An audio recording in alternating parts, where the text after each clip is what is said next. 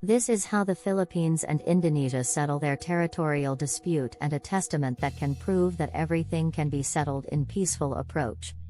The border between Indonesia and the Philippines consists of a maritime boundary mainly on the Celebes Sea that separates the two Southeast Asian countries as defined through a pact that was signed by both parties in 2014. The border is also the exclusive economic zone, EEZ, boundary between Indonesia and the Philippines, which is delimited through 8 geographic coordinate points. It has a length of 1,162.2 kilometers, 627.5 nautical miles, 722.2 miles, dividing across the Celebes Sea to the Philippine Sea. Mayangas Island territorial dispute. When Spain ceded the Philippines to the United States of America through the Treaty of Paris of 1898, the sea borders of the Philippines were drawn in a rectangular line that resulted in ambiguous maritime boundaries of the neighboring territories, including the then Dutch colonized Indonesia.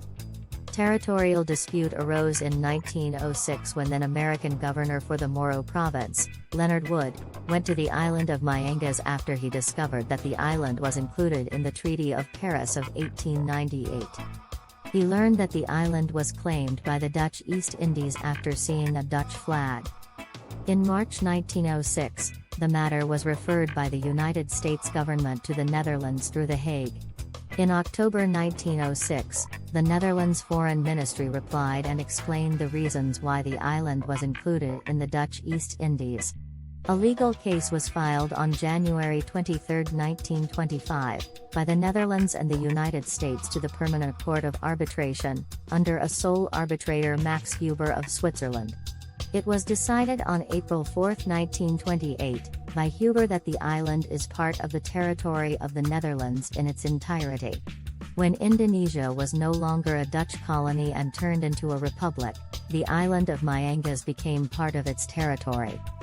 Although, maritime boundaries surrounding the island as well as the border between Indonesia and the Philippines were unclear due to technicality. Negotiations on sea borders. Indonesia and the Philippines are both signatories on the 1982 United Nations Convention on the Law of the Sea, UNCLOS. Eventually, Indonesia contested the sea territories of the Philippines as defined by the Treaty of Paris of 1898. Indonesia argued that the rectangular box drawn in the treaty did not follow the UNCLOS. The Philippines understood the dispute of Indonesia, but the Philippines was inclined to abide with Treaty of Paris due to pressure internally. In June 1994, negotiations to resolve the border dispute started between the two countries during the first senior officials meeting on the delimitation of the maritime boundary at Manado, Indonesia. After which, the negotiations was inactive until 2003. In December 2003, Arif Hafiz Igrozano from the Ministry of Foreign Affairs of Indonesia was designated to resume the negotiation talks with the Philippines. He continued the talks until 2010 when his successor took over his work to negotiate the sea border dispute.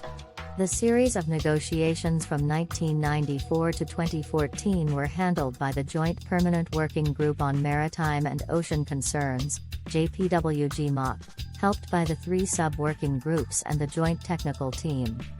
Agreement. As the negotiation progressed, the Philippines reconsidered its position from what is defined on the Treaty of Paris of 1898 to conforming to the UNCLOS of 1982. On March 8, 2011, then Philippine Secretary of Foreign Affairs Alberto del Rosario and then Indonesian Foreign Minister Marty Natalegawa concurred to hasten the bilateral talks by signing a joint declaration that was issued during the state visit of then President of the Philippines Benigno Aquino III. After 8 meetings of the JPWG-MOC, an agreement on delimitation of maritime boundaries was finalized on May 18, 2014, at Jakarta, Indonesia. The agreement was signed by Del Rosario and Natalegawa on May 23, 2014, at Malacanang Palace. The sea border agreement was ratified by Indonesian Parliament on April 27, 2017. The agreement remained pending on Philippine Senate Committee on Foreign Relations for a little more than 5 years when on June 3, 2019, it adopted a resolution concurring in the ratification of the border agreement.